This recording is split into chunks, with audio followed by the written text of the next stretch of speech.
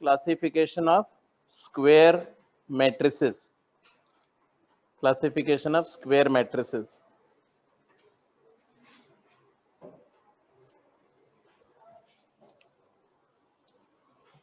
तो square matrices को basically 3-4 categories में स्टडी करेंगे, रादर 3 कैटेगरीज की हम बात करें तो स्क्वायर मैट्रिसेस के 2 टाइप्स तो हैं, lower triangular and upper triangular.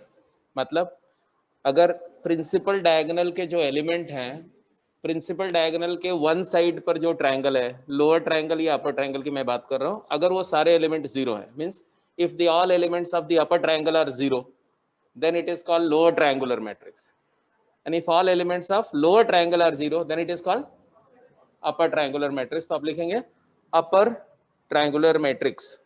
Square matrix के 3 टाइप में लिखेंगे, अपर ट्रायंगुलर मैट्रिक्स,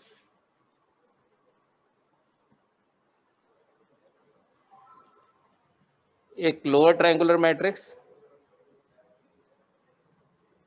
और एक जिसमें लोअर एंड अपर दोनों ट्रायंगुलर हो जाए, मींस लोअर ट्रायंगुलर भी हो जाए और अपर ट्रायंगुलर भी हो जाए। तो what do you mean by lower triangular? तो किसी भी मैट्रिक्स को हम लोअर ट्रायंगुलर कब बोलेंगे? इफ ए आई जे, मान लो ऐसा है, पहले एग्जांपल समझो, मान लो एक मैट्रिक्स ऐसा है,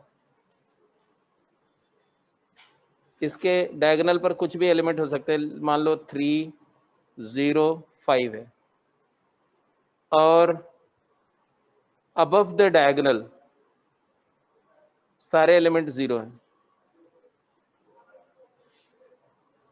और लोअर ट्रायंगल के एलिमेंट के बारे में कुछ नहीं बोला जा रहा है, मीन्स लोअर ट्रायंगुलर में कुछ भी हो सकते हैं, नॉन जीरो एलिमेंट भी हो सकते हैं। मान लो यहाँ 4 है, यहाँ पर 0 है, यहाँ पर 6 है, सपोज करो, तो इसको हम क्या बोलेंगे? We will call this matrix as lower triangular. Reason being कि जो नॉन जीरो एलिमेंट से जो ट्रायंगल फॉर्म हो रहा है वो डाउन साइड पे, ऊपर तो सारे सिफर है, सारे जीरोस हैं, ठीक है, तो this is called lower triangular.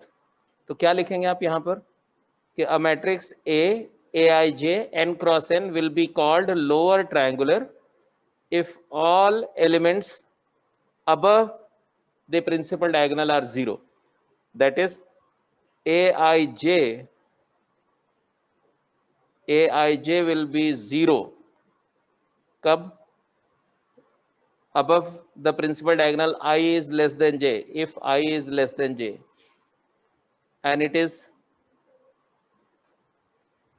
और कुछ नहीं बोलना है, लोअर ट्रायंगल के बारे में कुछ नहीं बोला जा रहा है। इसका मतलब क्या हुआ कि लोअर ट्रायंगल के एलिमेंट जीरो हो भी सकते हैं और नहीं भी हो सकते। तो लोअर ट्रायंगुलर के बारे, लोअर ट्रायंगल एलिमेंट्स के बारे में there is no condition imposed. Exactly इसी तरह से अपर ट्रायंगुलर लिखना होगा तो क्या बोलेंगे? तो अपर ट्रायंगुलर अगर मैट्रिक्स डिफाइन करना है तो उसको भी आप इसी तरह से डिफाइन कर सकते हैं, अपर ट्रायंगुलर मैट्रिक्स। तो a matrix A I J, a square matrix A aij n by n is upper triangular if and only if aij is equal to 0 for all I greater than j, and nothing is stated about the elements lying below principal diagonal, rather above principal diagonal. For example, अगर मैं एक matrix बोलूं ऐसा कि aij is equal to 0 if I is greater than j, and it is equal to I plus j if I is less than equal to j, तो ये matrix क्या होगा अगर ये 3/3 का है? तो जरा इसको लिखो। तो this matrix A will look like this। Diagonal element क्या होंगे? 1 + 1 2, 2 + 2 4, 3 + 3 6। बिलो प्रिंसिपल डायगोनल एलिमेंट क्या होंगे? प्रिंसिपल डायगोनल के बिलो सारे एलिमेंट जीरो है, क्योंकि I ग्रेटर देन J पर क्लियर कट बोला गया जीरो, तो ये एलिमेंट भी जीरो होगा, ये एलिमेंट भी जीरो होगा, ये भी जीरो होगा। अब प्रिंसिपल डायगोनल एलिमेंट क्या होंगे? तो 1 2 एलिमेंट इज 1 + 2 3 and 4 and 5, तो ये इधर देखो, ये एलिमेंट जो है ना, ये upper triangle non zero element form कर रहा है, मतलब अपर ट्रायंगल में कम से कम एक एलिमेंट नॉन जीरो है, लोअर ट्रायंगल सारा जीरो है, तो इसको हम क्या बोलेंगे? Upper triangular. This is called upper triangle. तो लोअर ट्रायंगुलर समझ में आ गया, अपर ट्रायंगुलर भी समझ में आ गया। अब अगर मान लो कोई मैट्रिक्स ऐसा है जिसमें दोनों प्रॉपर्टी है, if a matrix is both upper as well as lower triangular, तब अगर कोई मैट्रिक्स लोअर और अपर दोनों ट्रायंगुलर है तो उसको हम क्या बोलते हैं? उसको हम बोलते हैं स्ट्रिक्टली ट्रायंगुलर, या उसी को बोलते हैं डायगोनल मैट्रिक्स, क्योंकि उसमें अपर ट्रायंगल की भी सारी एंट्री जीरो होगी, लोअर ट्रायंगल की भी सारी एंट्री जीरो होगी। डायगोनल के बारे में नथिंग स्पेसिफिकली सेड, इसका मतलब डायगोनल में जीरो हो भी सकता है और नहीं भी हो सकता है, तो उसको हम क्या बोलते हैं? डायगोनल मैट्रिक्स बोलते हैं। तो ये भी लिख दो आप, डायगोनल मैट्रिक्स। तीसरा टाइप है diagonal matrix.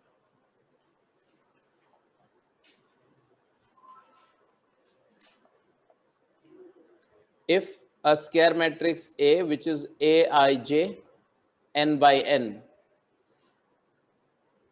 is both upper as well as lower triangular, upper as well as lower triangular,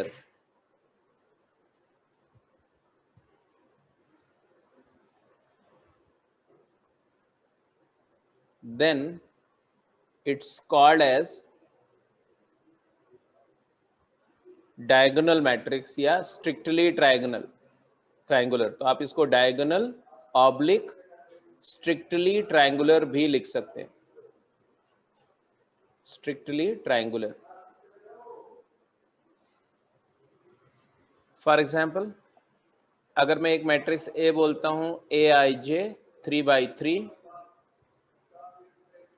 such that Aij is 0 if I is not equal to j, irrespective of I j से बड़ा है या छोटा।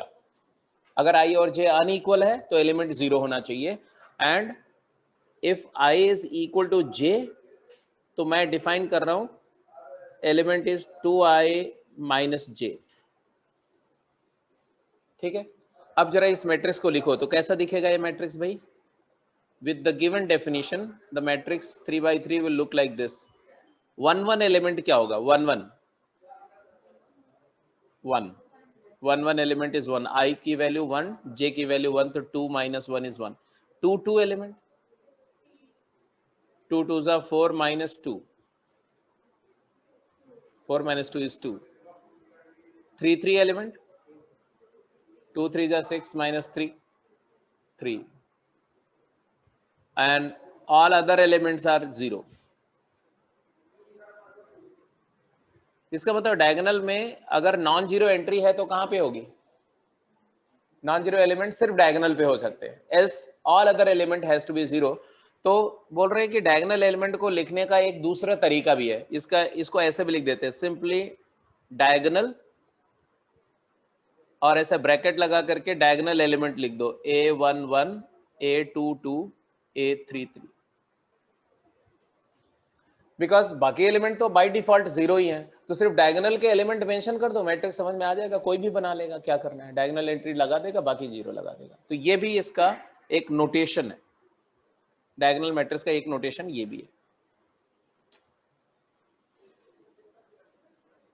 तो square matrices तीन तरह के होंगे। अगर अपर ट्रायंगल के सारी एंट्री जीरो है तो लोअर ट्रायंगुलर मैट्रिक्स। उल्टा होता है, जिधर जीरो है उसका उल्टा, लोअर ट्रायंगल के सारे एलिमेंट जीरो है तो अपर ट्रायंगुलर मैट्रिक्स, और अगर अपर और लोअर दोनों जीरो है तो डायगोनल मैट्रिक्स। और डायगोनल मैट्रिक्स में भी एक स्पेशल केस है कि अगर सारे डायगोनल के एलिमेंट क्या हो जाए? इक्वल हो जाए। भाई डायगोनल मैट्रिक्स में तो ये अलग अलग हो सकते हैं ना, ये एलिमेंट अलग हो सकता है, ये अलग हो सकता है, ये जैसे यहाँ ये 1 है, यहाँ 2, यहाँ 3, अगर तीनों इक्वल हो जाएं, all diagonal entries become equal, then that diagonal matrix is called scalar matrix. तो आप लिख दो नीचे, डायगोनल मैट्रिक्स का स्पेशल केस लिखेंगे। लोअर ट्रायंगुलर समझ में आ गया, अपर ट्रायंगुलर समझ में आ गया, डायगोनल समझ में आ गया। डायगोनल का special case scalar matrix, a diagonal matrix having all diagonal element as zero, are equal.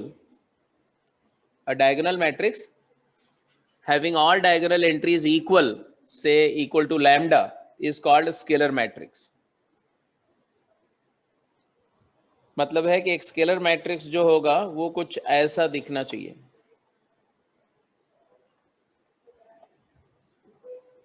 अगर 3/3 का स्केलर मैट्रिक्स मैं लिखूं तो लैम्डा 0 0 0 लैम्डा 0 0 0 लैम्डा।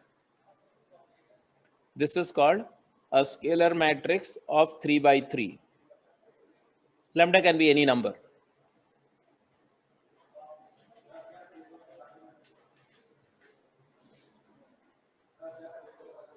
अब इसको स्केलर मैट्रिक्स क्यों बोलते हैं? जब आप मैट्रिक्स का अलजेब्रा पढ़ेंगे तो समझ में आएगा कि यूजुअली जब हम अलजेब्रा पढ़ेंगे तो दो मैट्रिसेस हैं ए और बी, तो ए इंटू बी करो और बी इंटू ए करो, ये अनइक्वल आएंगे यूजुअली, क्योंकि वेक्टर जैसा बिहेव करते हैं। जैसे वेक्टर में cross product A cross B और बी क्रॉस ए सेम नहीं होता है, ऐसे यहां पर भी दो मैट्रिसेस का प्रोडक्ट एज ए बी लोगे तो अलग आएगा, बी ए लोगे तो अलग आएगा, बट ये मैट्रिसेस में ऐसा नहीं है। अगर किसी स्केलर मैट्रिक्स को किसी मैट्रिक्स में चाहे लेफ्ट से मल्टीप्लाई करो या राइट से, रिजल्ट सेम होता है, मतलब ये स्केलर जैसा बिहेव कर रहा है। जैसे 2 × 3 = 3 × 2, तो स्केलर मल्टीप्लिकेशन कम्यूटेटिव होता है, स्केलर मैट्रिक्स से मल्टीप्लिकेशन कम्यूट करता है, that's why it is called scalar matrix, right. तो पर्पसफुली इसको स्केलर मैट्रिक्स बोल रहे हैं, ऐसे मतलब जनरली ऐसे नाम नेम दे दिया, ऐसा नहीं है। तो lower triangular, upper triangular, diagonal, और डायगोनल का स्पेशल केस क्या होगा? स्केलर। अब स्केलर का भी एक स्पेशल केस है कि अगर स्केलर के सारे डायगोनल एलिमेंट इक्वल होने चाहिए तो बोल रहे हैं, डेफिनेशन बोल रही है, बट अगर सारे डायगोनल एलिमेंट 1 हो जाए तो उसको बोलते हैं यूनिट मैट्रिक्स या आइडेंटिटी मैट्रिक्स बोलते हैं। तो ये भी लिख दो, if all elements of a scalar matrix, all diagonal element of a scalar matrix, if all diagonal element of a scalar matrix become 1, all diagonal element of a scalar matrix become 1, then that scalar matrix is called identity matrix. That scalar matrix is called identity matrix.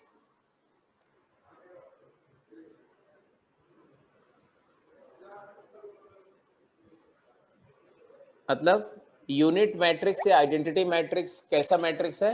वो एक scalar matrix है जिसमें diagonal entry सारी क्या होनी चाहिए? 1 होनी चाहिए। और नॉन डायगोनल तो भाई स्केलर है तो नॉन डायगोनल क्या होगा? 0। तो ये भी सिंपल है, जैसे मान लो मैंने ऐसा लिख दिया aij m/m है, मतलब स्क्वायर मैट्रिक्स है, तो aij 1 है जब i = j है और अदरवाइज 0 है। तो आइडेंटिटी मैट्रिक्स अगर 1/1 ऑर्डर की है तो वो ऐसा लिखा जाएगा 1, ये 1/1 है क्योंकि एक ही एलिमेंट है और 1 एलिमेंट है। 1 कौन सा एलिमेंट होता है? डायगोनल का एलिमेंट होता है, तो क्या होना चाहिए? 1, और नॉन डायगोनल कोई है नहीं तो हमने कुछ लिखा नहीं, राइट। ऐसे इसको I1 बोलते हैं। क्या बोलते हैं इसको? I1। ऐसे 2/2 का आइडेंटिटी मैट्रिक्स क्या होगा? I2 क्या होगा बोलो? तो 2/2 में 2 एलिमेंट डायगोनल पे होंगे और 2 नॉन डायगोनल पे होंगे। डायगोनल एंट्री क्या होगी? 1 होगी और नॉन डायगोनल एंट्री क्या होगी? 0 होगी। तो ये I2 है, सेकेंड ऑर्डर आइडेंटिटी है। ऐसे थर्ड ऑर्डर आइडेंटिटी क्या हो जाएगा? Third order 1 0 0 0 1 0 0 0 1। क्लियर है?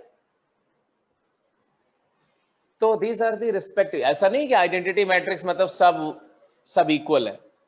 इसको भी आई बोलते हैं, इसको भी आई बोलते हैं, इसको भी आई बोलते हैं, but if the order is different the matrix will be called different. It is different identity matrix, this is second order, this is third order and so on. अब इसको आइडेंटिटी मैट्रिक्स क्यों बोलते हैं? क्योंकि अभी थोड़ी देर पहले आपने बोला कि अगर कोई स्केलर मैट्रिक्स है K, ठीक है, तो K into A will be equal to A into K, इसीलिए इसको स्केलर बोलते हैं। और अगर ये K 1 हो गया तो 1 इंटू A मतलब 1 मतलब I into A will be also A into I and that will remain A only. तो स्केलर मैट्रिक्स से किसी मैट्रिक्स को मल्टीप्लाई करोगे तो मैट्रिक्स चेंज हो जाएगा, चाहे लेफ्ट से मल्टीप्लाई करो चाहे राइट से, सेम ही आएगा। बट आइडेंटिटी मैट्रिक्स में स्पेशल कैरेक्टर है कि उससे मल्टीप्लाई करने से मैट्रिक्स चेंज नहीं होगा। उसके लिए हमें पहले प्रोडक्ट ऑफ मैट्रिसेस सीखना है। तो we are coming to algebra, but ये पहले से जानते रहो कि ये वन जैसा बिहेव कर रहा है, मल्टीप्लिकेटिव आइडेंटिटी, कि नंबर में वन से किसी नंबर को मल्टीप्लाई करते हैं तो नंबर चेंज नहीं होती है, तो one is called multiplicative identity. Here this I, ये मैट्रिक्स ऐसा मैट्रिक्स है जिसको किसी भी 2x2 में मल्टीप्लाई करोगे तो वही मैट्रिक्स आ जाएगा। इसको किसी भी 3x3 मैट्रिक्स से मल्टीप्लाई करोगे तो it will get the same matrix, it will not alter the matrix, that's why it is called identity element for multiplication operation। तो लिख दो because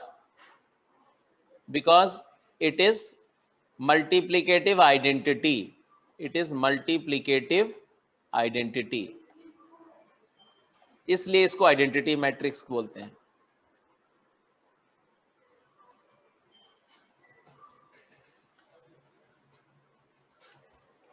अब ये तो बात हुई कि किसी स्केलर मैट्रिक्स में, स्केलर मैट्रिक्स मतलब कि जिसका डायगोनल एंट्री सारी जो है कोई स्केलर है और नॉन डायगोनल जीरो है। और आपने बोला कि जब लैम्डा की वैल्यू 1 हो गई तब ये आई हो जाएगा, K will convert to I. But lambda अगर 1 के अलावा जैसे 0 हो जाए तो, अगर लैम्डा 0 हो गया तो उसको हम क्या बोलेंगे? स्केलर, जीरो स्केलर मैट्रिक्स, क्योंकि वो स्केलर भी हो गया और सिफर मैट्रिक्स भी हो गया, जीरो मैट्रिक्स भी हो गया, नल मैट्रिक्स भी हो गया। ठीक है, तो स्केलर मैट्रिक्स नल भी हो सकता है। तो नल स्केलर मैट्रिक्स क्या होगा? नल scalar,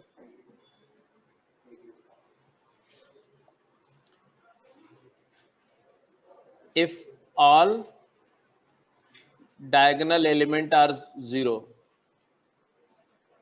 if all diagonal element of scalar matrix are zero,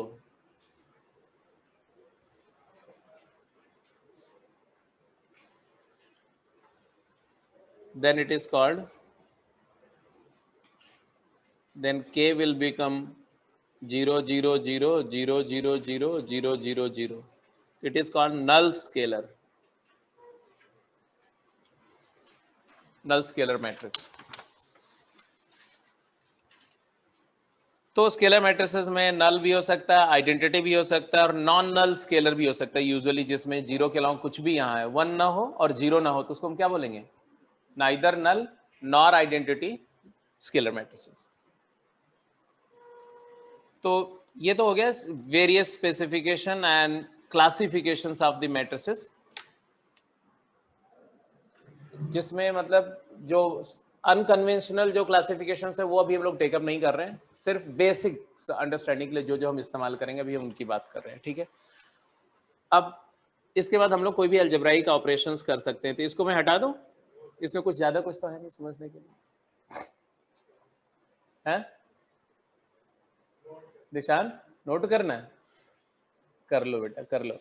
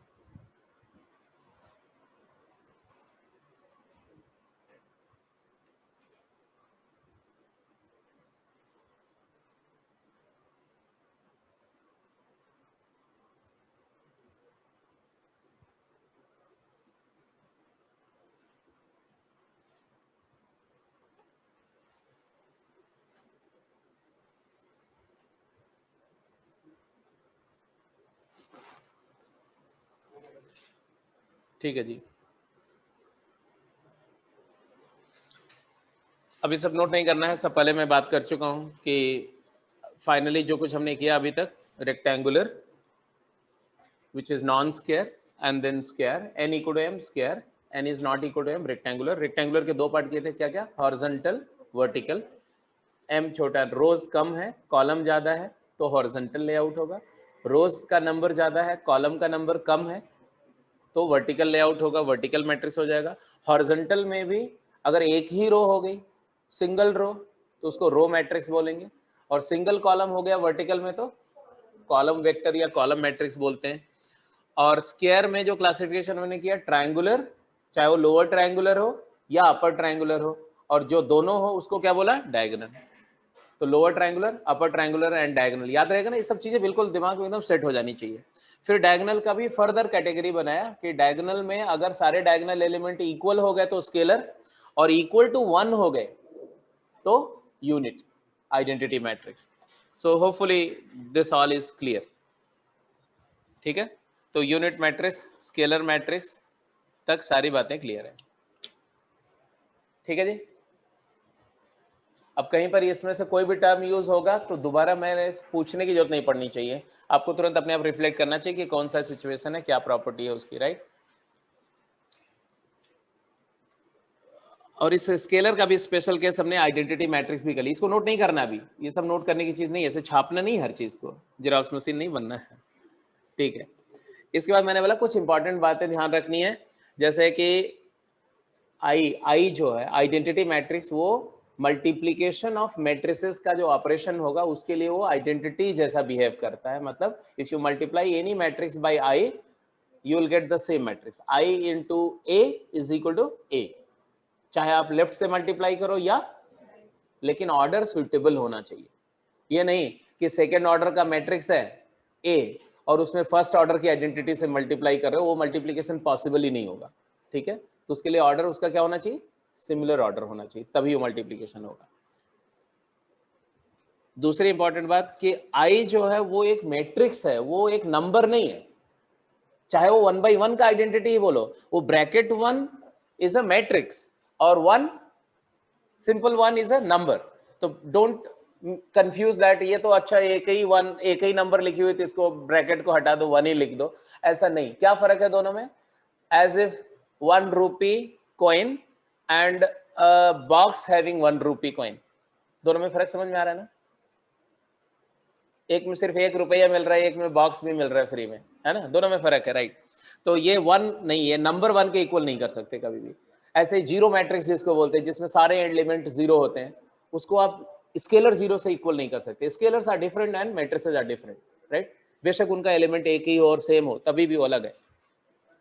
तीसरी इंपॉर्टेंट बात क्या है कि आइडेंटिटीज भी आपस में डिफरेंट हैं। आइडेंटिटी मैट्रिक्स में भी ऑर्डर वाइज डिफरेंस है, first order identity is different, second order is different, third order is different, etcetera. तो ये सेकंड ऑर्डर की आइडेंटिटी है, ऐसे ये थर्ड ऑर्डर की आइडेंटिटी है। और सिंगल ऑर्डर की आइडेंटिटी मतलब जिसमें सिर्फ एक element, which identity matrix have no zero, एक ही आइडेंटिटी मैट्रिक्स है जिसमें जीरो एज एलिमेंट नहीं है, कौन सा, फर्स्ट ऑर्डर आइडेंटिटी। 1/1 की आइडेंटिटी जो है it doesn't have any zero, rest सारी आइडेंटिटी में जीरो होंगे। कितने जीरो होंगे, n square minus n zeros होंगे, नॉन डायगोनल एलिमेंट सारे क्या होंगे, जीरो होंगे। फटाफट आंसर करिए जल्दी से।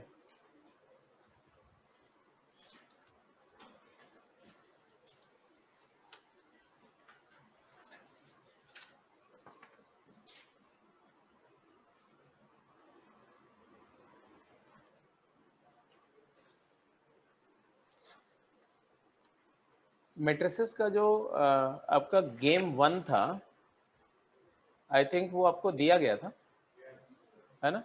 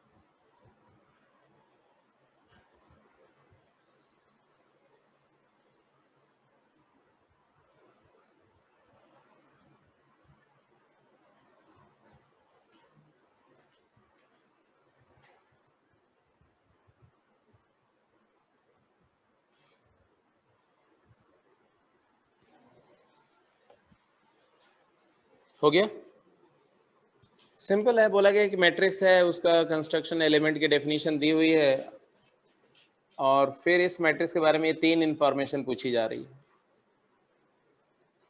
क्या? अब जैसे मान लो पहले तो मैट्रिक्स लिख दो, based on this what is the matrix. तो मैट्रिक्स ए तुम्हारा 3x3 का मैट्रिक्स है, तो उसके एलिमेंट क्या है? तो ए I J is I into जे। अगर ये है, फर्स्ट पार्ट की बात करो, फर्स्ट पार्ट, ये वाला डेफिनेशन पे जाओ, ए पार्ट। तो 1 1 1 2 3 2 4 6 3 6 9, ये मैट्रिक्स है based on this definition that I jth element is I into J. Now what they ask, they are asking you first part, पहला क्वेश्चन क्या है कि what is the meaning of this double sigma A I J, और I के बारे में बोला I is less than J, J is less than equal to 3 and I is greater than equal to 1। मतलब समझो, ये जो डबल सिग्मा का कॉन्सेप्ट एक तरह से आपको समझाया जा रहा है, जिस पर अलग से हम लोग पूरी क्लास भी लेंगे क्वेश्चन करने के लिए, बट कॉन्सेप्चुअली है क्या। जब आप सिंगल सिग्मा लिखते थे तो क्या लिखते, जैसे कहीं ऐसा लिखा है sigma A I, I varies 1 to n, इसका मतलब क्या होता है? इसको बोलते हैं लीनियर सम। लीनियर सम का मतलब कि आप आई की वैल्यू देते जाओ, 1 a1 a2 a3 a4 कहां तक an, और इनको ऐड कर रहा है ये sigma, summation of A eyes. यहां पर जो एलिमेंट्स हैं, ये एलिमेंट के अंदर एक ही सबस्क्रिप्ट है, एक ही वेरिएबल है, एक ही इंडेक्स है, सिंगल इंडेक्स का वेरिएशन है, इसलिए लीनियर समेशन ऑफ सीरीज बोलते हैं इसको। बट अगर हर एक एलिमेंट में 2 इंडिसेस हो जाएं, 2 इंडिसेस का मतलब मान लो एलिमेंट कुछ ऐसे लिखा जाए ए आई जे, इसका मतलब क्या हुआ, ये एलिमेंट का 2 एड्रेस है, 2 डायमेंशनल 2 डायमेंशनल लोकेशन है एलिमेंट की। जैसे आई 1 कर रहे हो, आई की वैल्यू 1 कर दो, तो क्या होगा, इसको ऐसा डबल सिग्मा से सम करते हैं, इसको समेशन ऑफ सीरीज बोलते हैं। कैसे आता है समझो, अगर मैं आई की वैल्यू 1 करता हूं, आई इक्वल टू 1, ये बाहर वाला आई है और ये अंदर वाला सिग्मा जे के लिए, मैंने आई की वैल्यू बोल रहे हैं आई 1 या 1 से बड़ा कुछ भी हो सकता है, और जे मैक्सिमम वैल्यू जे की क्या होगी, मिनिमम 1 तक जा सकती है, बट मैक्सिमम कहां तक जा सकती है, n तक जा रही मान लो।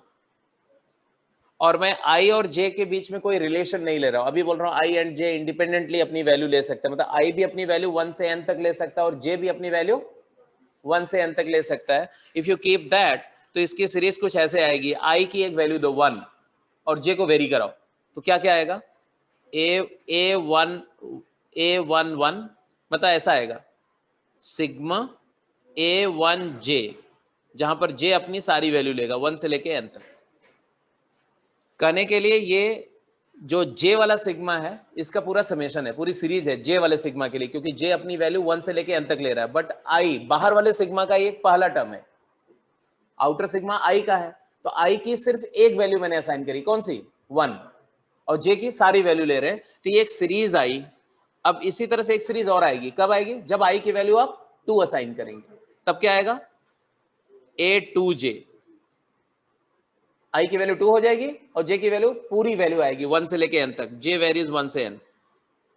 ऐसे i की वैल्यू 3 लेंगे तो a3j, j वेरीज 1 से n। कुछ समझ रहे हो ये क्या है, ये फर्स्ट रो है भाई। जब आप aij लिखते होते तो एक मैट्रिक्स है ना, तो एक मैट्रिक्स में अगर i 1 फिक्स करिए तो क्या बोल रहे हैं कि पहली रो के एलिमेंट है, ये फर्स्ट रो का समेशन है, और ये सेकेंड रो का समेशन है, ये थर्ड रो का। ऐसे कितनी रोज हैं, n रोज हैं, तो ये हो गया तुम्हारा anj, और j वेरीज 1 to n। तो ये r1 का सम है sr1, ये sr2, और ये समेशन ऑफ r3, और ये समेशन ऑफ rn। मतलब कहने का मतलब है कि अगर i और j में कोई रिलेशन ना लगाओ तो ये चीज क्या है, what does this imply, it is summation of all element of a matrix. किसी मैट्रिक्स में A11, A12, A13 up to A1n, ये सारे एलिमेंट का सम ये, फिर A21, A22, A23, ये एलिमेंट का सम क्या है ये, ऐसे ही AN1, AN2, ऐसे ANN, ये सारे एलिमेंट का समेशन क्या है ये लास्ट वाला है। तो ये सारे एलिमेंट का सम है। लेकिन अगर मैं ऐसा लिख दूं double sigma AIJ, I is less than J, अब क्या होगा बोलो बेटा, what do you understand by I less than J? कौन से एलिमेंट है मैट्रिक्स के जिसके लिए I J से छोटा होता है, डायगोनल के ऊपर। तो ये क्या है, ये हो गया तुम्हारा, ये it is called sum of, लिखो यहां पर, लिख दो ऐसे नोट करके, sum of elements on upper triangle, sum of elements of upper triangle, upper triangular element का सम है।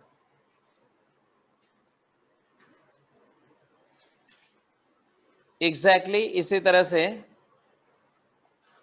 अगर मैं कहीं लिखता हूं double summation AIJ and I is greater then J, ऐसे लिख दिया मैंने, I की वैल्यू 1 से n तक जा रही है, J की वैल्यू भी 1 से n तक आ रही है, लेकिन एक कंडीशन है कि I की वैल्यू J से बड़ी रहेगी, I J के इक्वल नहीं होगा, I J से छोटा नहीं होगा। तो ये कौन से एलिमेंट की प्रॉपर्टी है, कौन से एलिमेंट के लिए रो नंबर कॉलम नंबर से ज्यादा होता है, डायगोनल के नीचे, डायगोनल के नीचे। तो ये किसका समेशन हुआ, it is sum of lower triangle elements, sum of lower triangle elements. और अगर कहीं पर ऐसा लिखा हुआ है double sigma AIJ and I is less equal to J, इसका क्या मतलब हुआ, अब आप बताएंगे, मैं नहीं बताऊंगा। हाँ, I लेस, इसका दो पार्ट में ब्रेक करोगे, एक है I लेस देन J और इक्वल टू J।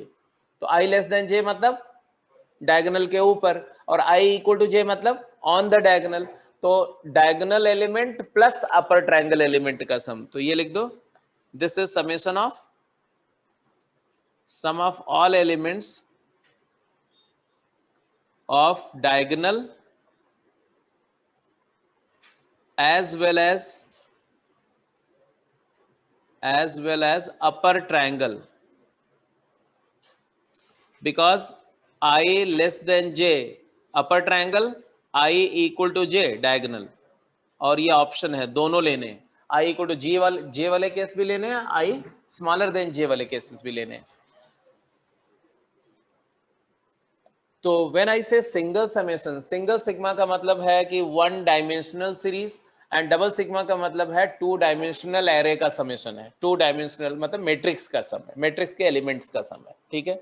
और उसमें भी तीनों नोटेशन आपको क्लियर होने चाहिए, जब आई और जे में कोई कंडीशन नहीं है तो मैट्रिक्स के सारे एलिमेंट का सम है, बट अगर आई लेस देन जे है मतलब है अपर ट्रायंगल का सम है, आई ग्रेटर देन जे है लोअर ट्रायंगल का सम है, और इक्वालिटी आ गई तो डायगोनल भी इन्वॉल्व हो जाएगा उसके अंदर में, ठीक है।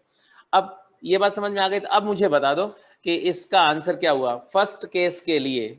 चलो अब तो बता दोगे ना, फर्स्ट केस के लिए ये क्या हुआ, तो बोल रहे आई लेस देन जे मतलब कौन से एलिमेंट का सम है, अपर ट्रायंगल। अपर ट्रायंगल कौन सा है, ये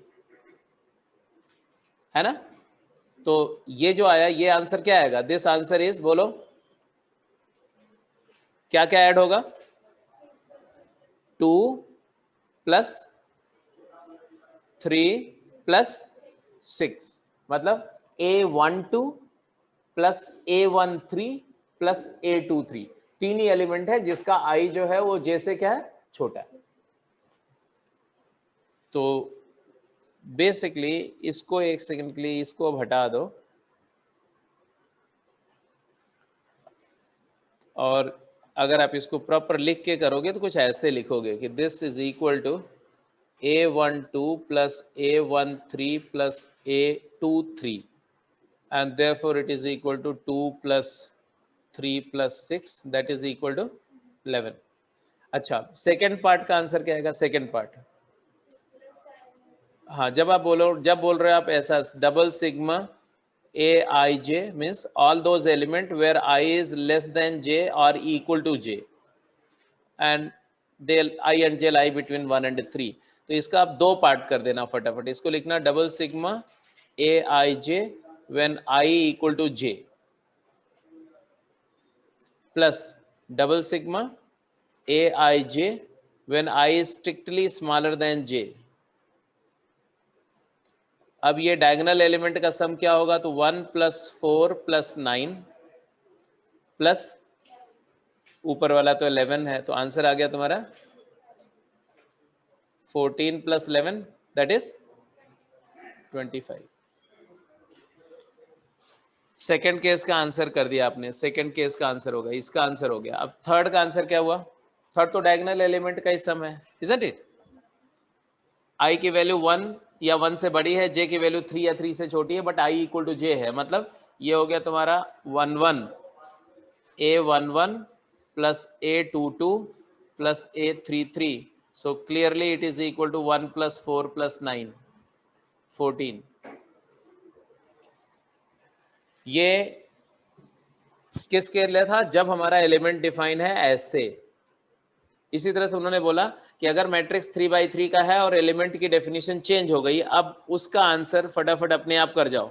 ये बी पार्ट के लिए, बी में भी यही तीनों केस का आंसर करना है। लोअर ट्रायंगल का सम क्या है, और डायगोनल का सम क्या है, और डायगोनल प्लस लोअर ट्रायंगल का सम क्या है। तो बी पार्ट में मैट्रिक्स क्या बनेगा वो मुझे बताओ।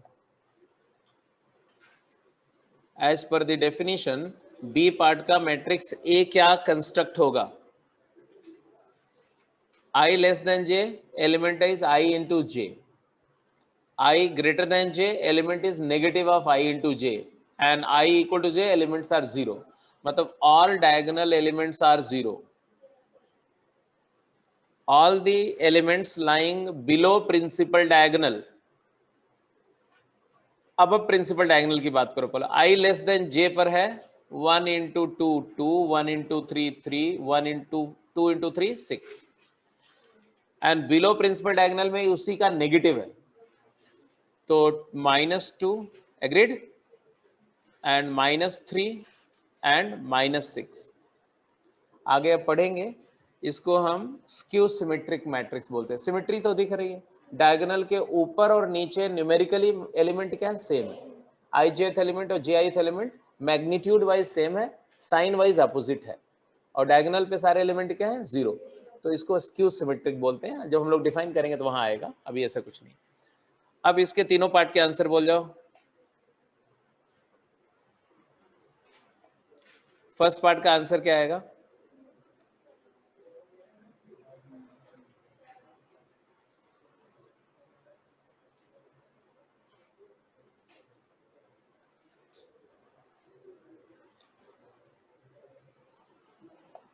A12 A13 A23 का सम क्या आएगा? तो ये तीनों का सम तो वही आएगा, सेम सेम आएगा ना, 11।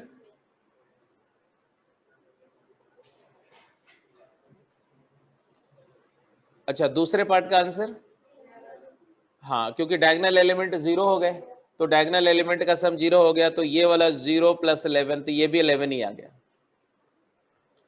अब तीसरे पार्ट का सम की बात करें, थर्ड पार्ट का,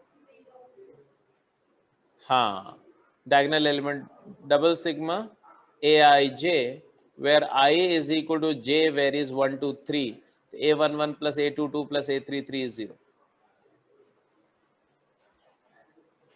तो अब इन जनरल आगे के लिए, एडवांस के लिए एक नोटिसेबल फैक्ट ये है कि अगर सिंगल सिग्मा है तो लीनियर सम, डबल सिग्मा है तो मैट्रिक्स का सम, 2 डायमेंशनली एलिमेंट ऐसे डिस्ट्रीब्यूटेड होंगे उनका एडिशन। अगर ट्रिपल सिग्मा हो जाए तो 3 डायमेंशनल एरे, मतलब मान लो कि ये पूरा एक बॉक्स है और इसमें n/n के ऐसे करके क्यूब, एक जैसे होता है ना रूबिक क्यूब होता है ना, ऐसा क्यूब बना दिया जाए, और हर 1 1 1 2 1 3, मतलब 1 1 1 1 2 3 1 3 2 ऐसे अलग अलग कोऑर्डिनेट्स पे नंबर्स लिखी हुई हैं, और वो सारे नंबर्स का सम, मतलब lattice summation of 3 dimensional array. तो हो सकता है कि 3 या 4 सिग्मा भी अप्लाई किया जाए। तो हम लोग जब मल्टीपल सिग्मा पढ़ेंगे तो वहां पर मैं कराऊंगा कि अगर मल्टीपल सिग्मा है तो कैसे समेशन करते हैं उसका, ठीक है। तो this was one question basically. अब some special type of matrices, कुछ जो अभी पढ़े उसके अलावा कुछ छोटे छोटे पॉइंट फटाफट लिखो। नल मैट्रिक्स तो जानते ही हो आप, if a matrix has all elements zero then it is called null matrix. Null matrix मतलब जिसकी सारी एंट्रीज जीरो हो, बट जरूरी है कि वो स्क्वायर हो, ऑर्डर कुछ भी हो सकता है। It is also known as zero matrix. O से डिनोट करते हैं, कैपिटल ओ, नॉट जीरो। तो अगर हमने लिखा ओ 2/3 तो ये मैट्रिक्स कैसा नजर आएगा? 0 0 0 0 0 0। और अगर कहीं लिखा ओ 3/1 ये कैसा नजर आएगा? It's a column matrix 0 0 0। ये सभी सिफर मैट्रिक्स हैं या जीरो मैट्रिक्स या नल मैट्रिक्स, जो भी आप इनको बोलो। नल भी बोल सकते हो, जीरो भी बोल सकते हो, जीरो मैट्रिक्स भी बोल सकते हो।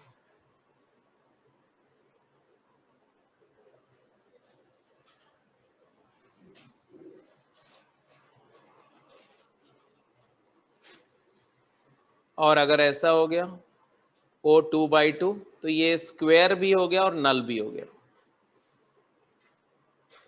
तो इसका मतलब है नहीं नल मैट्रिक्स हमेशा स्क्वायर होता है, वो कुछ भी हो सकता है, डायमेंशन उसकी कुछ भी हो सकती है। इसके बाद एक टर्म लिखेंगे सब मैट्रिक्स, SUB, सब मैट्रिक्स।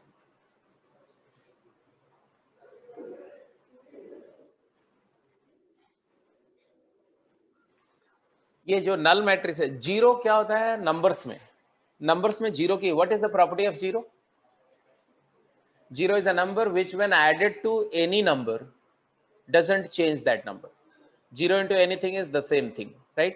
तो जीरो को एडिटिव आइडेंटिटी बोलते हैं, जीरो के एडिशन से एलिमेंट चेंज नहीं होता है।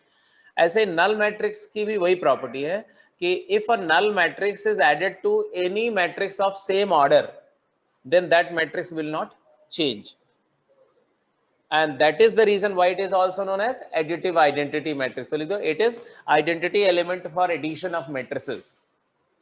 It is additive identity of matrices. तो आइडेंटिटी मैट्रिक्स, यूनिट मैट्रिक्स क्या है? मल्टीप्लिकेटिव आइडेंटिटी है, और नल मैट्रिक्स क्या है? एडिटिव आइडेंटिटी है। इसको लिखेंगे सब मैट्रिक्स। सब SUB, सब का मीनिंग क्या होता है? लिटरल मीनिंग सबका, वर्ड मीनिंग। सब मीन्स सब इंस्पेक्टर। इंस्पेक्टर और सब इंस्पेक्टर क्या फर्क होता है? छोटा बड़ा, बड़ा हो गया तो इंस्पेक्टर, बड़े दरोगा साहब और छोटे दरोगा साहब, राइट? तो छोटा सब मतलब होता है पार्ट, सब मीन्स पार्ट। तो सब मैट्रिक्स का मतलब है कि ये एक रिलेटिव डेफिनेशन है कि किसी मैट्रिक्स से क्रिएट किया हुआ एक छोटा पार्ट उसका। तो आप लिखेंगे सब matrix of a matrix is obtained, some matrix of a given matrix A is obtained by deleting some rows oblique columns of that matrix. किसी मैट्रिक्स A की कुछ एक रो या कुछ एक कॉलम या रो एंड कॉलम को डिलीट करके जो स्मॉलर डायमेंशन के मैट्रिसेस मिलते हैं उनको हम क्या बोलते हैं? सब मैट्रिक्स ऑफ A।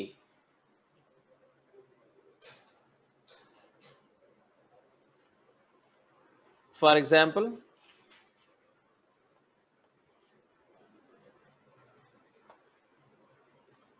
अगर हम बोलें कि एक मैट्रिक्स A है जिसके एलिमेंट हैं A11, A12, A13, 21, 22, 23, ये है मान लो 31, 32 and 33। This is a 3/3, it is a 3/3 matrix. अब इसके कुछ सब मैट्रिसेस बना रहे हैं, तो जैसे मैंने बोला कि आप बताना कि ये कैसे बना। A11, A12, A21 A22, ये इस मैट्रिक्स का सब मैट्रिक्स है। कैसे? तो क्या डिलीट किया गया? डिलीटिंग R3 एंड C3, ये स्ट्राइक ऑफ कर दिया और ये स्ट्राइक ऑफ कर दिया, तो ये सब मैट्रिक्स बन गया। अब जरूरी नहीं कि एक रो और एक कॉलम दोनों हटाने, आप सिर्फ सिंगल रो हटा करके भी बना सकते हो, सिंगल कॉलम से भी बना सकते हो। जैसे अगर सिर्फ ऐसे लिख दिया आपने A11 A12 A13 and A21 22 and 23, ये क्या है? यहां से क्या डिलीट हुआ? डिलीटिंग ओनली R2, रो 2 हटाया मैंने, सेकेंड रो, सॉरी अच्छा third row, only third row को हटा दिया। ऐसा कोई एक स्पेसिफिक कॉलम भी हटा सकते हैं ओनली, मतलब अगर मैंने बोला A11 A21 A31 and A13 A23 and A33, ये कैसे आया यहां से? डिलीटिंग क्या? C2, ये कॉलम 2 हटाया, ओनली कॉलम 2। तो आपके पास चॉइस है कि आइदर रो और कॉलम, और ये आइदर और इंक्लूसिव है कि चाहो तो आप दोनों हटा दो, तो उससे हमेशा एक सब मैट्रिक्स बनेगा। तो कभी कभी क्वेश्चन पूछ सकते हैं कि टोटल कितने सब मैट्रिसेस बना सकते हैं किसी मैट्रिक्स के, टोटल कितने सब मैट्रिसेस डिफाइन कर सकते हैं, आपके सोचने के लिए कि how many sub matrices will be there if a matrix is of order 3/3। 3/3 का मैट्रिक्स है तो उसके टोटल कितने सब मैट्रिसेस होंगे, मतलब सोचने के लिए। अब आराम से सोचना है, मतलब जल्दबाजी में आंसर नहीं करना है, थॉटफुली आंसर करेंगे आप सोच करके। तो सब मैट्रिक्स भी समझ में आ गया, कोई दिक्कत तो नहीं, कोई बड़ी बात तो नहीं, बहुत सिंपल सी बात है, अच्छी बात है। इसके बाद में एक लास्ट पॉइंट और लिख दो, माइनर। माइनर नहीं, ये मैट्रिक्स का नाम नहीं है, ये एक टर्म है, अभी क्यों कर रहे हैं, पर्पसफुली कर रहे हैं, जरूरत पड़ेगी आगे इसकी। माइनर लिखेंगे, इफ अ सब matrix of a square matrix is obtained by deleting a row as well as a column passing through any element। मतलब क्या हुआ?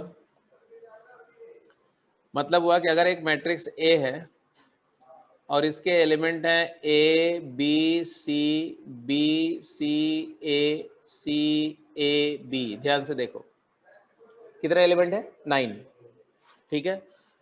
तो इसके किसी एक एलिमेंट को, बात यहां पर हो रही है कि आप किसी एलिमेंट को चूज कर लो। मान लो ये एलिमेंट कौन सा एलिमेंट है भाई? ये एलिमेंट है A12, first row second column का एलिमेंट है। अब इस एलिमेंट के रिस्पेक्ट में अगर कोई माइनर मैं डिफाइन कर रहा हूं तो इसका मतलब क्या है कि इस एलिमेंट से पास होने वाला कॉलम को स्ट्राइक ऑफ कर दो और इस एलिमेंट से पास होने वाली रो को भी काटा लगा दो। मतलब delete the row as well as column passing through that element. After that deletion, you will get a matrix of order 1 less, एक ऑर्डर कम हो गया। जैसे ये ऑर्डर क्या था? 3/3 था। स्क्वायर मैट्रिक्स की बात हो रही है, नॉन स्क्वायर के लिए डिफाइंड नहीं है, स्क्वायर मैट्रिक्स के लिए। तो अगर n/n ऑर्डर का स्क्वायर मैट्रिक्स है और किसी एलिमेंट से पास होने वाली रो एंड कॉलम को आपने डिलीट कर दिया, तो जो बनेगा वो एक ऑर्डर कम हो जाएगा, n/n के बजाय वो n-1/n-1 हो जाएगा। तो ये जैसे यहां पर हमारा बन गया क्या? B A C B, ये क्या है? ये 2/2 ऑर्डर का मैट्रिक्स हो गया। तो ये तो सब मैट्रिक्स ऑफ ए हुआ ना, ये क्या हुआ? इट इज अ सब matrix of A.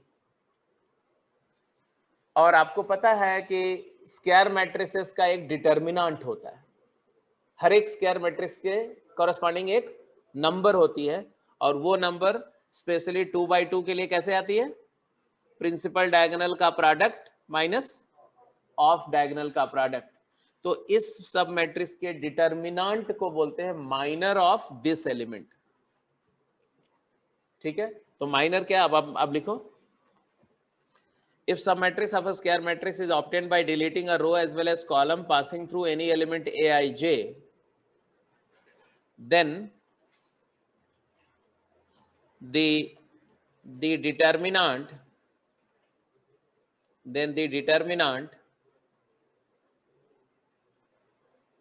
of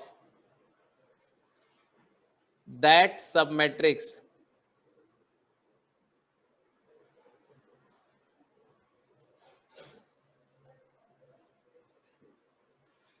is called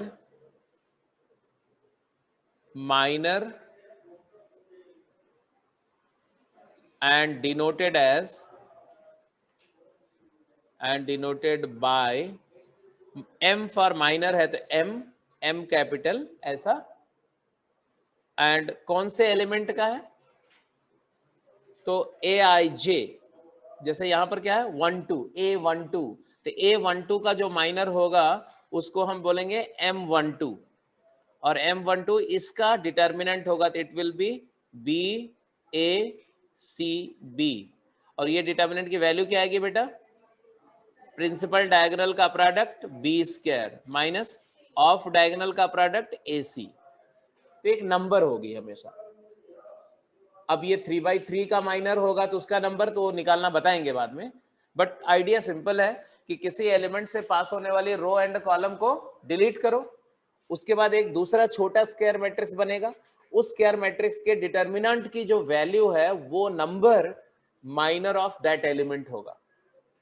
ठीक है, तो how many minor I can define for a matrix, as many element it has, as many element it has, तो इसको हम क्या बोलेंगे, denoted by M I J. क्या है M I J, what is M I J, what is M I J, finally आपने क्या सीखा, एम आई जे क्या है, M I J is the determinant of, बोलो, it is determinant of sub matrix obtained,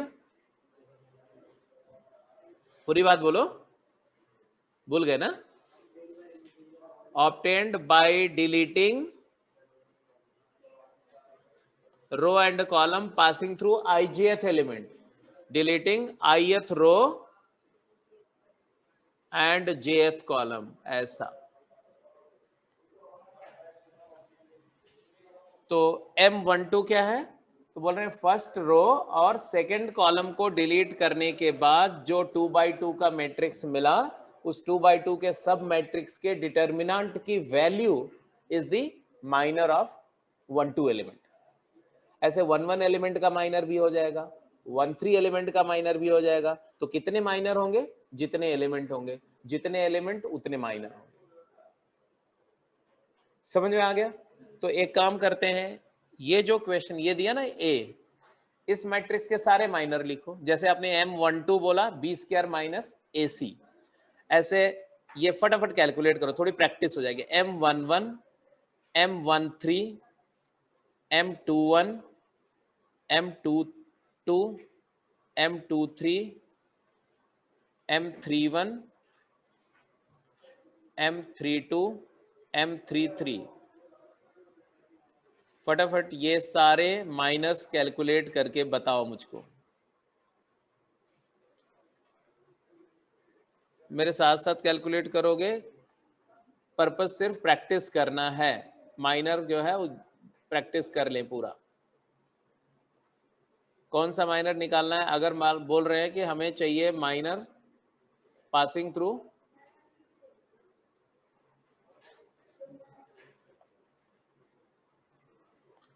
one one का मतलब क्या हुआ भाई, 1-1 का मतलब है कि ये गया और ये गया, 1-1 से दोनों रो, फर्स्ट रो फर्स्ट कॉलम गए, जो बचा उसको क्या करना है, ऐसे अभी तो लिखो ऐसे पूरा सी ए, हालांकि इसका वर्बली आंसर कर सकते हैं, लिखने की जरूरत नहीं पड़ेगी, बट ये 2/2 का सब मैट्रिक्स आया जिसका डिटर्मिनेंट, ये डिटर्मिनेंट कैसे आएगा, प्रिंसिपल डायगोनल का product B C minus of diagonal का product A square, B C minus A square. ठीक है, मतलब ऐसे सोचो, अब जरा मैन्युअली करने का मतलब आपको मैकेनिकली कैसे आंसर करना है समझो। इसको कवर कर देना, ए को, जो एलिमेंट का माइनर चाहिए उसको ढक दो और उसके रो और कॉलम को भूल जाओ। बचा जो है उसको ऐसे सीधे दिस माइनस दिस, है ना, ऐसे माइनस ऐसे, ऐसे माइनस ऐसे, ठीक है। एक बार ऐसे स्ट्राइक करना है और फिर ऐसे स्ट्राइक करना है, तो क्या आया, C B minus A square. Clear है? चलो अब इसका बताओ, इसका इस वाले एलिमेंट का बताओ। तो अब हाँ जी, तो अब आपको ये हटाना और ये हटाना है, मतलब ये वाला रहेगा ऐसा। अब क्या दिख रहा है भाई, A B minus C square लिख दिया, A B minus C square. अगर आपको समझने में थोड़ा सा दिक्कत हो रही तो एक आध दो क्वेश्चन में बना लो। क्या आएगा, बी यहाँ आएगा, सी आएगा, सी आएगा, ए आएगा। अब principal diagonal minus of diagonal, A B minus C square. 2 1 का माइनर क्या आएगा, 2 1 का, हाँ तो 2 1 एलिमेंट ये है, सेकेंड रो फर्स्ट कॉलम, तो ये चला जाएगा, ये चला जाएगा, क्या रहा है, बी स्क्वायर माइनस ए सी, बी स्क्वायर माइनस ए सी, ठीक है। तो अब इसके बाद जिससे मैं पूछूंगा वही बताएगा। 2 2 एलिमेंट किससे पूछेगा, वही बताएगा, राइट। कौन बताएगा, कॉर्नर मोस्ट, हाँ बोलो बेटा, क्या नाम है तुम्हारा, एकदम लास्ट लास्ट रो कॉर्नर, हाँ अंकुश, हाँ अंकुश बोलो बेटा।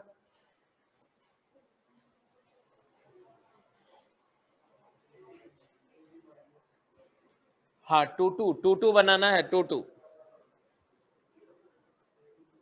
सेकेंड रो और सेकेंड कॉलम हटाया, आ गया, A B minus, yes A B minus C square आ गया। 2 3 मतलब कौन सा हटा गया, सेकेंड रो और थर्ड कॉलम हटाना है, सेकेंड रो और कॉलम 3 हटाना है, A square minus B C. Simple है, कोई दिक्कत तो नहीं है। चलो ये वाला एलिमेंट का माइनर बताओ, इसका 3 2 A square minus B C, ये देखो इंटरेस्टिंग है, A square minus B C. Minor समझ में आ गया, सब मैट्रिक्स समझ में आ गया, सब मतलब छोटा है, मैट्रिक्स मतलब मैट्रिक्स, सब मैट्रिक्स और माइनर। तो माइनर हर एक सब मैट्रिक्स के कॉरेस्पॉन्डिंग नहीं आएगा, माइनर किसी एलिमेंट के कॉरेस्पॉन्डिंग आएगा। मतलब है कि उस एलिमेंट से क्रॉस होने वाली रो और कॉलम दोनों को डिलीट करना है। मतलब है कि स्क्वायर मैट्रिक्स का सब मैट्रिक्स ऐसा बनाओ जो खुद स्क्वायर मैट्रिक्स हो, उसका डिटर्मिनेंट के वैल्यू इज कॉल्ड माइनर। ठीक है, तो टर्म माइनर क्लियर हो गया। माइनर के अलावा एक टर्म और इस्तेमाल होगा डिटर्मिनेंट पढ़ते समय, दैट इज कॉल्ड कोफैक्टर। ठीक है, तो वो भी अभी लिख दो, कोफैक्टर। कोफैक्टर क्या है वो लिखेंगे।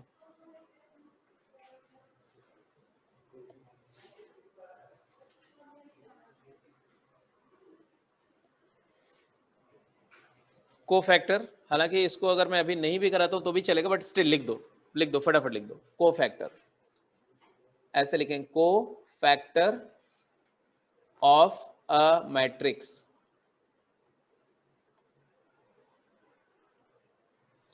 Cofactor of a matrix A, say it is Aij order n by n। Square matrix की बात हो रही है, ये सारी बातें किसके लिए, स्क्वायर मैट्रिक्स के लिए। corresponding to an element Aij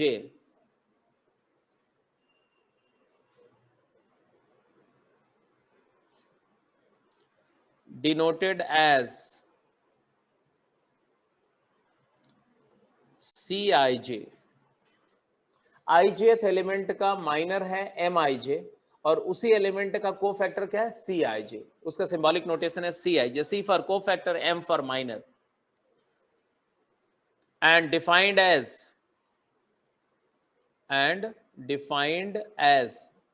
क्या डेफिनेशन है भाई, कैसे इसको करेंगे। It is defined as Cij is equal to -1 raise to the power I plus j multiplied by Mij। समझ रहे हो क्या बोल रहे हैं। बोल रहे cofactor is nothing but minor, cofactor minor ही है with a small difference. What is that small difference? That it is minor multiplied by a sign. That sign can be positive, this minor prefixed by a sign. Minor के साथ एक sign prefix करेंगे हम, वो sign negative भी हो सकता है और पॉजिटिव भी हो सकता है, depending upon the location of element जिसका कोफैक्टर आप निकाल रहे हो. अगर उसकी लोकेशन इवन है, इवन मतलब लोकेशन मतलब होता है आई एंड जे, आई जे उसका एड्रेस होता है ना, किसी एलिमेंट का एड्रेस क्या होता है, आई कोमा जे, तो आई और जे को ऐड करना है, उसको ऐड करके अगर इवन आ रहा है इसका मतलब उस माइनर में कोई साइन प्रीफिक्स नहीं करेंगे, माइनर ही कोफैक्टर हो जाएगा. लेकिन अगर आई प्लस जे ऑड आ रहा है तो negative of minor will become cofactor. तो आप इसको लिख दो. So therefore cofactor is same as minor. कब होगा ऐसा? If I plus J is even, but it is minor negative of minor if I plus j is odd. तो रो और कॉलम का सम करना है. अगर रो और कॉलम नंबर का सम इवन है तो माइनर और कोफैक्टर सेम होंगे. अगर रो और कॉलम का समेशन ऑड है तो माइनर का नेगेटिव कोफैक्टर हो जाएगा. अगर ये बात समझ में आ गई तो एक क्वेश्चन मैं दे रहा हूं, आप उसका आंसर फटाफट बताइए. पहला, a matrix A is defined as Aij is equal to I into j.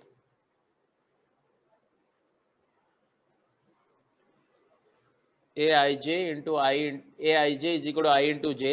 Order है 3/3.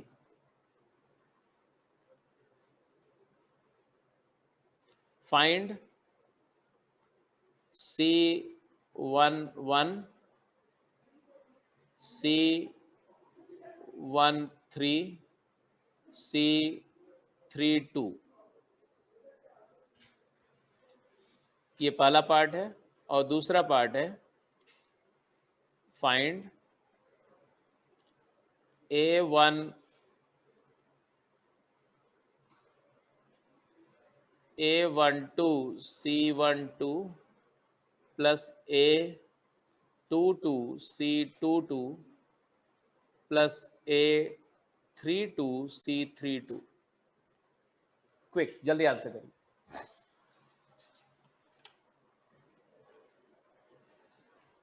3/3 का एक मैट्रिक्स दिया, उस मैट्रिक्स की डेफिनेशन बताई हुई है, तो आप फटाफट मैट्रिक्स को कंस्ट्रक्ट करो, उसका 1 1 1 3 एंड 3 2 एलिमेंट का कोफैक्टर फाइंड करो.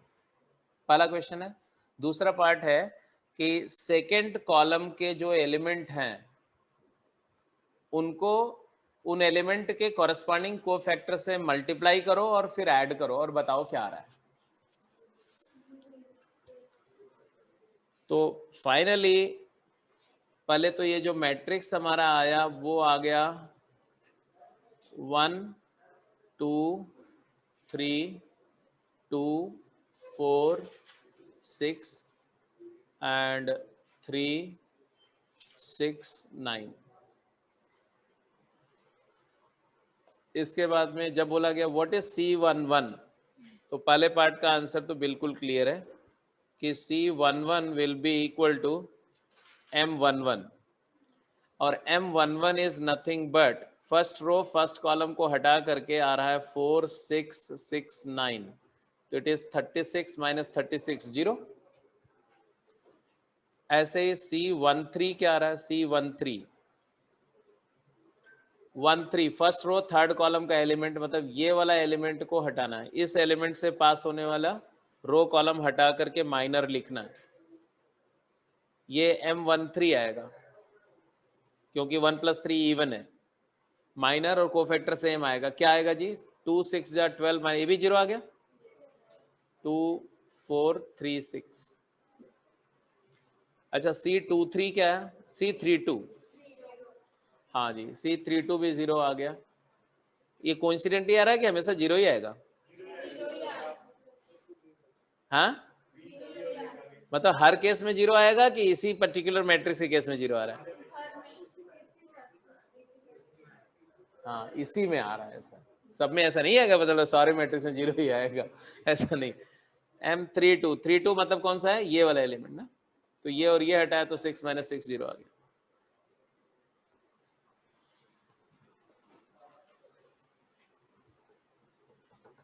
ये इसलिए जीरो आ रहा है क्योंकि इसकी जो रोज हैं उनके एलिमेंट एपी में 1 2 3 2 4 6 3 6 9, तो इसलिए जीरो आ रहा है। आगे जब डिटर्मिनेंट पढ़ेंगे तो समझ में आएगा कि अगर किसी डिटर्मिनेंट की रोज जो है या कॉलम्स अरिथमेटिक प्रोग्रेशन में है एलिमेंट सारे, तो उसके डिटर्मिनेंट की वैल्यू हमेशा जीरो आएगी। इसलिए को फैक्टर सारे जीरो आ रहे हैं, सो दैट एलिमेंट कुछ भी हो को फैक्टर जीरो है, मल्टीप्लाई करके जीरो आ जाए। ठीक है, एनीवे तो ये हो गया। बी पार्ट क्या आएगा इस केस में? वैसे बी पार्ट जो है वो हमेशा ही जीरो, हमेशा ही कुछ आएगा, और उसी कुछ को बोलते हैं वैल्यू ऑफ डिटर्मिनेंट। मतलब इसकी जो डिटर्मिनेंट की वैल्यू होगी वो यही कुछ आएगा ऐसा, बट वो अभी हमारा कंसर्न नहीं है। माइनर क्लियर हो गया, कोफैक्टर क्लियर हो गया, पक्का? कितने माइनर? जितने एलिमेंट, और कितने कोफैक्टर? जितने एलिमेंट। ठीक है, ठीक है। इसके बाद एक टर्म लिख दो, सिंगुलर मैट्रिक्स। सिंगुलर मैट्रिक्स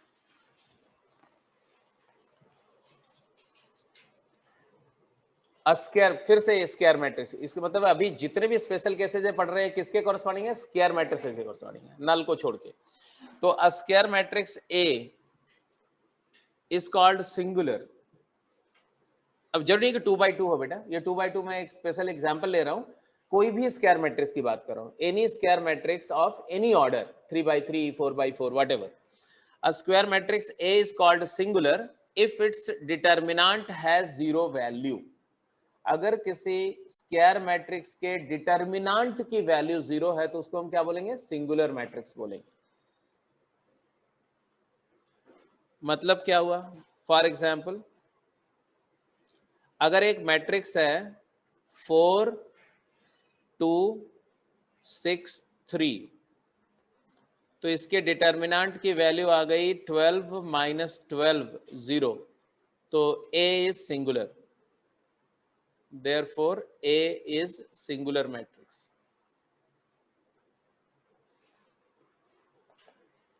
अगर कोई मैट्रिक्स B है जिसका एलिमेंट है 2 3 0 0, तो ऑब्वियसली इसके डिटर्मिनेंट ऑफ B क्या आएगा? 0 आएगा, तो B इज ऑल्सो सिंगुलर। अगर एक मैट्रिक्स C है जिसके एलिमेंट सारे के सारे 0 हैं, तो डिटर्मिनेंट C तो डेफिनेटली 0 आएगा, सारे एलिमेंट 0 हो गए, तो C भी क्या है? सिंगुलर। इसका मतलब समझ रहे हो ना? अगर नल स्क्वायर है, स्क्वायर मैट्रिक्स जो कि 0 हो, या सारी एंट्री 0 है, तब तो सिंगुलर होगा। Every null square will be a singular matrix, but every singular is not necessarily null square, क्योंकि ये सिंगुलर है बट नल नहीं है, ये सिंगुलर है बट एक भी एंट्री 0 नहीं।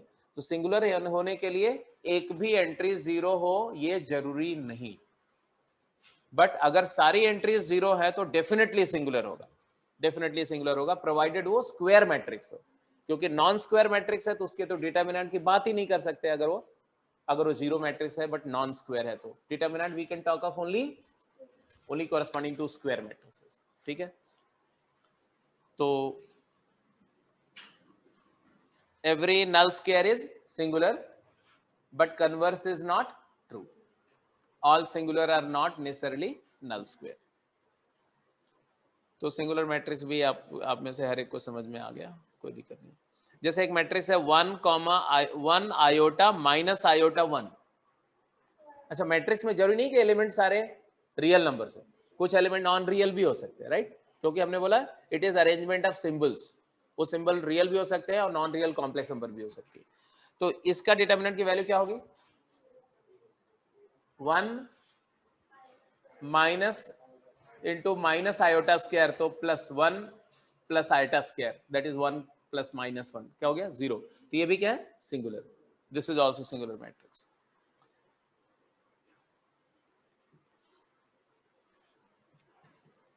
नल matrix is always singular, true, provided वो स्क्वायर हो। क्योंकि हम सिंगुलैरिटी की बात ही नहीं करेंगे ना अगर वो स्क्वायर नहीं होगा तो। दूसरा, singular matrix is not always null. किसका? Null matrix is always singular, वो सब्जेक्टिव है, थोड़ा सिचुएशन देख करके आंसर करेंगे, ठीक है। नॉर्मली अगर जेई एडवांस में ये क्वेश्चन पूछा जाएगा तो they will mention null square matrix, वैसे फॉल्स स्टेटमेंट है। अगर हम बोले null matrix is always singular, ये फॉल्स स्टेटमेंट है। रीजन बीइंग कि नल को स्पेसिफाई नहीं किया गया। नल मैट्रिक्स तो ऐसा भी हो सकता है जो 2/3 ऑर्डर का हो, तो 2/3 ऑर्डर का हो तो उसके डिटर्मिनेंट की वैल्यू डिफाइंड ही नहीं है, डिटर्मिनेंट ही नहीं डिफाइंड है।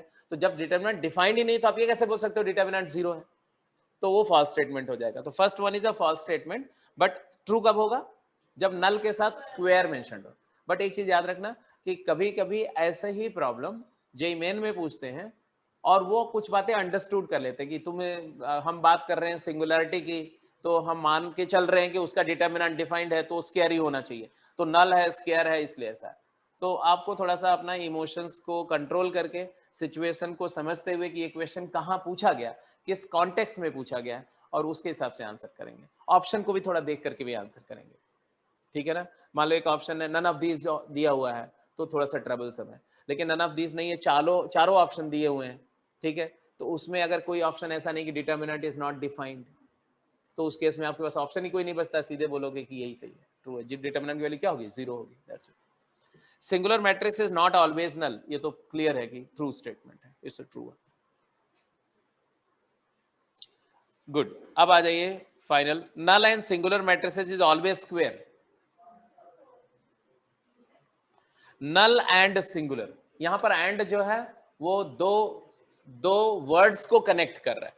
तो नल एंड सिंगुलर एक प्रॉपर्टी हो गई, एक मैट्रिक्स है जो नल भी है और सिंगुलर भी है। अगर वो सिंगुलर है तो स्क्वायर होगा, अगर वो सिंगुलर है तो उसका डिटर्मिनेंट डिफाइंड है, स्क्वायर है, और नल है तो ऑब्वियस ही बात है कि ये हमेशा स्क्वायर होगा, ठीक है। हटा दो। अब आ जाइए real and non real matrices.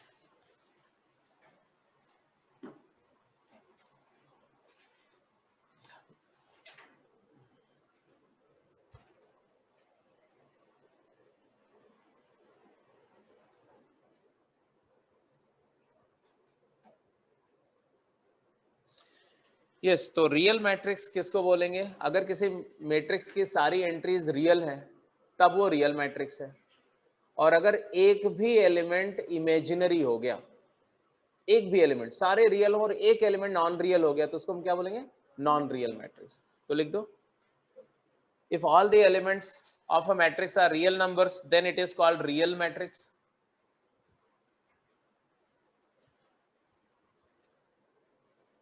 If all the elements of a matrix are real, then the matrix is called real matrix.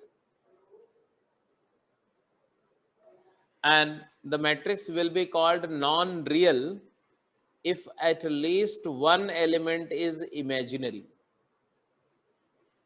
And if at least one element of matrix is non-real complex number, then matrix will be termed as non-real complex matrix.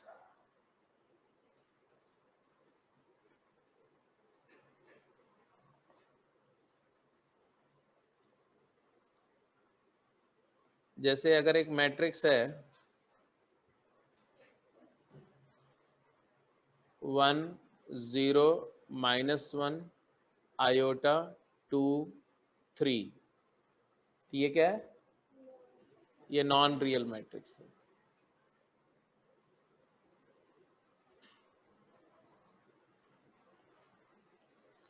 और अगर एक matrix हम लिख रहे हैं 1 2 0 9 4 5, ये क्या है? Real matrix. रियल मैट्रिक्स में नॉन रियल एलिमेंट के लिए कोई जगह नहीं है, all the elements shall be purely real numbers.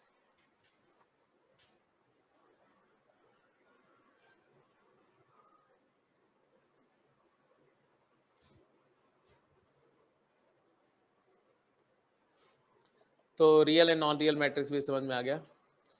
वैसे सारे मैट्रिक्स को हम कॉम्प्लेक्स मैट्रिक्स बोल सकते हैं। क्यों? क्योंकि सारी नंबर्स कॉम्प्लेक्स नंबर होती हैं। रियल नंबर भी कॉम्प्लेक्स नंबर है, इमेजिनरी नंबर भी कॉम्प्लेक्स नंबर है, प्योरली इमेजिनरी नंबर भी क्या है, कॉम्प्लेक्स नंबर है। तो all matrices are complex matrices. Complex matrices की दो कैटेगरी हो गई, एक रियल और एक नॉन रियल, ऐसा। तो ये रियल मैट्रिक्स है, वेयर एज ये क्या है, ये नॉन रियल मैट्रिक्स है। अब ये मत समझना कि नॉन रियल में सारी एंट्री रियल होती है, नॉन रियल में सिर्फ और सिर्फ, या नहीं, एटलीस्ट कम से कम एक एंट्री इमेजिनरी होनी चाहिए, बस, और कुछ नहीं।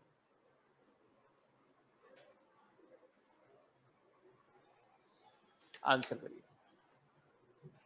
अब जितनी बातें आपने सीखी हैं, जितने टर्म्स आपने पढ़े हैं, वो सब अपने आप यूज करने हैं। कोशिश करो कि आपको पलट के देखना ना पड़े, ठीक है, और आंसर करो। क्वेश्चन पूछा गया, find the maximum and minimum possible number of zeros in a diagonal matrix of order n cross n। सोच के आंसर करना, समझ करके, क्योंकि ट्रैप लगे हुए हैं हर जगह।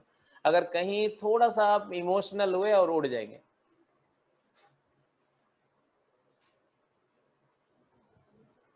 Diagonal matrix of order n by n,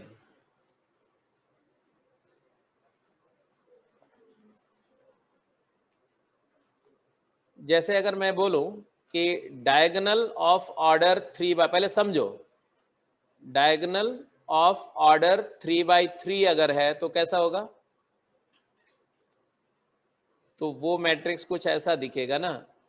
यहां पर कुछ एलिमेंट होना चाहिए, मान लो यहां पर x है, यहाँ 0, यहाँ 0, यहाँ 0, यहाँ y, यहाँ 0, यहाँ 0, यहाँ 0, यहाँ z, मानते हो ना। मतलब डायगोनल के अलावा सारे एलिमेंट क्या होंगे, 0। डायगोनल के एलिमेंट के बारे में no restriction, they can be 0 and they may not be 0, ठीक है। कीपिंग दैट इन माइंड, इसी को हम आगे एक्सटेंड कर देंगे ऐसे, और इधर भी एक्सटेंड कर देंगे, तो यही कहानी जो है वो n by n में भी कन्वर्ट हो सकती है,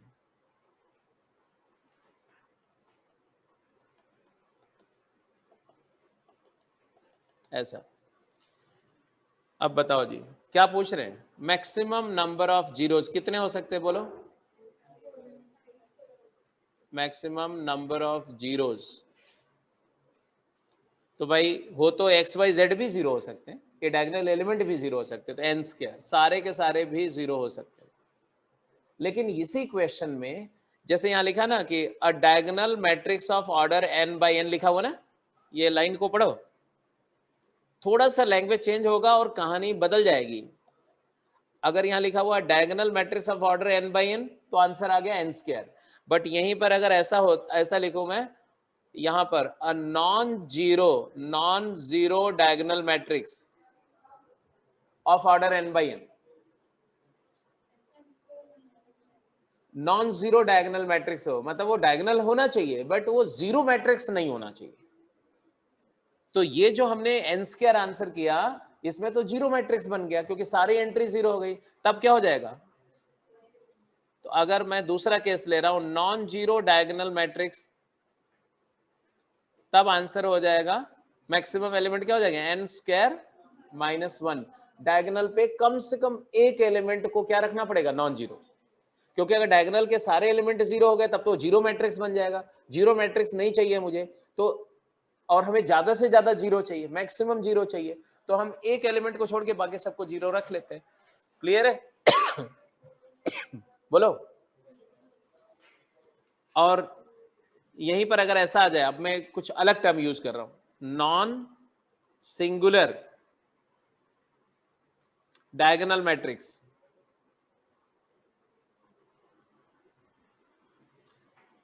पहला नॉर्मल था केस, ऑर्डिनरी केस था, दूसरे में नॉन जीरो डायगोनल की बात मैंने करी, और तीसरे में नॉन सिंगुलर डायगोनल की बात करी।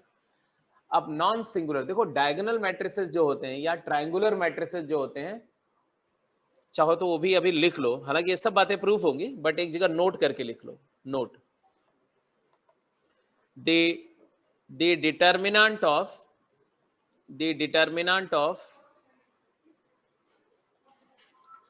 triangular matrix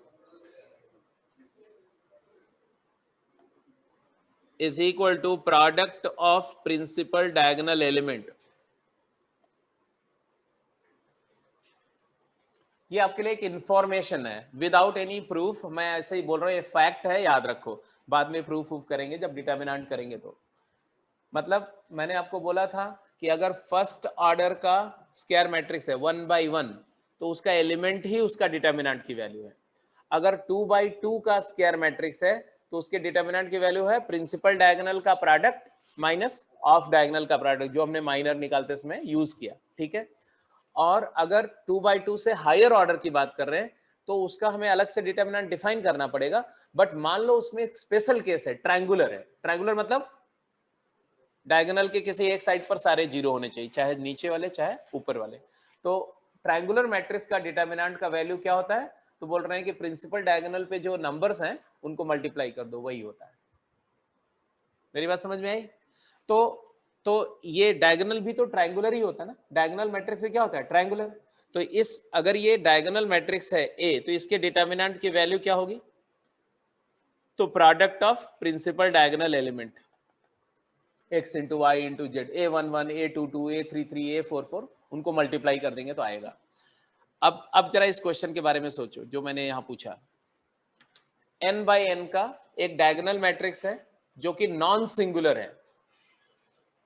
नॉन सिंगुलर मतलब सिंगुलर नहीं, उसके डिटर्मिनेंट की वैल्यू जीरो नहीं होनी चाहिए। मतलब डायगोनल एलिमेंट का प्रोडक्ट जीरो नहीं होना चाहिए। इसका मतलब क्या हुआ? एक भी डायगोनल एंट्री जीरो नहीं होनी चाहिए। तो सारे डायगोनल के एलिमेंट क्या होंगे? Non zero. तो उसमें मैक्सिमम कितने जीरो हो सकते हैं? तो maximum number of zero will be total number of element minus n। तो n square minus n zero ही हो सकते हैं। तो ये नहीं कि आपने देखा कि वो diagonal matrix order n by n बोला तो फटक से ब्लाइंडली आंसर कर दिया। आपको देखना है कि कुछ अलग से कंडीशन तो नहीं बोल रहे हैं कि वो सिंपली डायगोनल की बात कर रहे हैं या नॉन जीरो डायगोनल की बात कर रहे हैं या नॉन सिंगुलर डायगोनल की बात कर रहे हैं। नॉन सिंगुलर अलग है और नॉन नल अलग है, नॉन जीरो अलग है। पहला क्वेश्चन क्लियर हो गया, फर्स्ट का ये पार्ट ऑल क्लियर?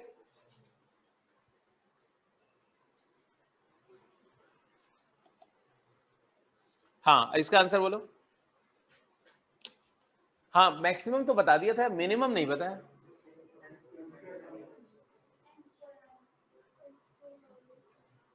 पहले वाले में मिनिमम नंबर ऑफ जीरो कितने होंगे? n स्क्वायर माइनस n, बिल्कुल सही, n स्क्वायर माइनस n। और सब में minimum?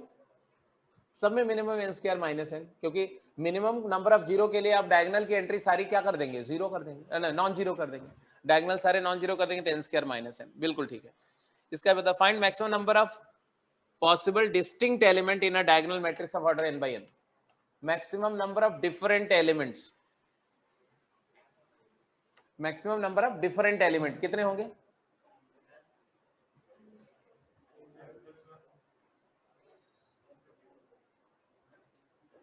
Maximum number of different element कितने होंगे डायगोनल मैट्रिक्स में? n plus one, n plus one. क्यों? क्योंकि डायगोनल के सारे एलिमेंट डिफरेंट हो सकते हैं, तो n तो डिफरेंट एलिमेंट डायगोनल पे ला सकते हैं आप। इसके अलावा बाकी सारे एलिमेंट तो जीरो ही हैं। और मैक्सिमम नंबर अराइव करने के लिए हम ये मान सकते हैं कि भाई डायगोनल का कोई एलिमेंट जीरो नहीं। तो अगर हम एज्यूम कर लें कि डायगोनल पर सारे एलिमेंट डिफरेंट हैं और उसमें से कोई जीरो नहीं है, तो कितने डिफरेंट डायगोनल पे मिल गए? n और एक जीरो, तो n प्लस वन। क्लियर है? n plus one.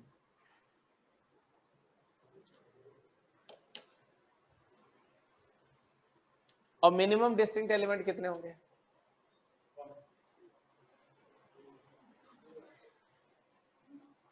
Minimum number of distinct element of a diagonal matrix one, क्योंकि हो सकता है कि डायगोनल भी सारा जीरो हो जाए, ठीक है। अच्छा, minimum number of different element of a non null diagonal matrix. Minimum number of different element on a non zero diagonal matrix 2। उसमें आप सारे डायगोनल एलिमेंट को नॉन जीरो के मान लो, स्केलर मैट्रिक्स मान लो, के, तो एक एलिमेंट के आ गया और एक जीरो यूज करना पड़ेगा, तो दो एलिमेंट होंगे। तो ऐसे मतलब बहुत छोटे छोटे जो लिंग्विस्टिक रिडल्स होती है ना, कि आपको सारे टर्म्स डिफाइन कर दिए, अब वो टर्म्स का इस्तेमाल करके वो थोड़ा थोड़ा उसमें जो है ट्विस्ट दे करके आपसे गलतियां करा सकते हैं, तो आपको वहां पर सोच लेना है, पहले से सोच लेना है किस तरह की सिचुएशन है। तो अभी क्या है ना कि अब जैसे इसमें देखना, ये जो गेम 1 है, गेम 1 में जो जो क्वेश्चन मैं बोल रहा हूँ वो टिक कर लो, ये जरूर कर लेना, बाकी तो ना भी करोगे चलेगा, वैसे आपने ट्राई किया होगा। एक तो सेकंड क्वेश्चन जरूर करना, सेकंड का बी पार्ट, और एक फिफ्थ क्वेश्चन, पांचवा और छठा, फिफ्थ और सिक्स्थ। अच्छा, दूसरी बात यह है कि इक्वालिटी ऑफ मैट्रिसेस मैंने बता दिया था ना आपको, पहले दिन बताया था कि दो मैट्रिसेस इक्वल कब होते हैं, जब पहले उनका ऑर्डर सेम हो, दोनों का ऑर्डर सेम होना चाहिए और दोनों के कॉरेस्पॉन्डिंग एलिमेंट सेम होने चाहिए। मतलब आईजेथ एलिमेंट फर्स्ट का आईजेथ एलिमेंट सेकंड से मैच करना चाहिए फॉर एवरी आई एंड जे। तो आप सेवेंथ क्वेश्चन भी कर सकते हैं, मतलब ये फर्स्ट साइड के जितने क्वेश्चन है सारे कर जाओ, ठीक है। पेज 1 पर जो 7 क्वेश्चन हैं ये सारे कर जाओ, और पेज 2 में सिर्फ जो नहीं करना वो मैं बता रहा हूं, फर्स्ट, सेकंड, थर्ड और फोर्थ, फर्स्ट 4 क्वेश्चन नहीं करने, उसका पांचवा करना है, छठा करना है, सातवां करना है, फिफ्थ, सिक्स्थ, सेवेंथ जरूर करना है, और 8, 9, 10 नहीं करना। मतलब पांचवा, छठा, सातवां कर लेना, फिफ्थ, सिक्स्थ और सेवेंथ करना। बाकी जो है ये कल की क्लास के बाद में सारा कर सकते हैं, ठीक है। कल की क्लास के बाद में तो इवन आप अगले वाले शीट भी कर सकते हैं। तो आज के लिए इतना ही।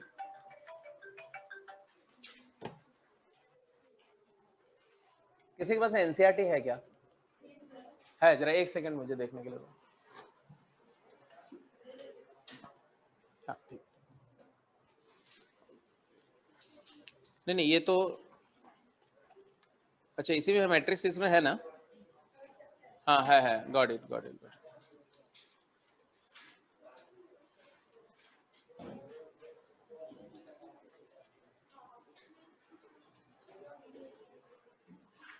चलो, इसमें तो मुझे लग रहा है आप लोग कर भी गए। एनसीईआरटी का एक्सरसाइज 3.1 तक तो आप कर ही सकते हैं सारे सवाल।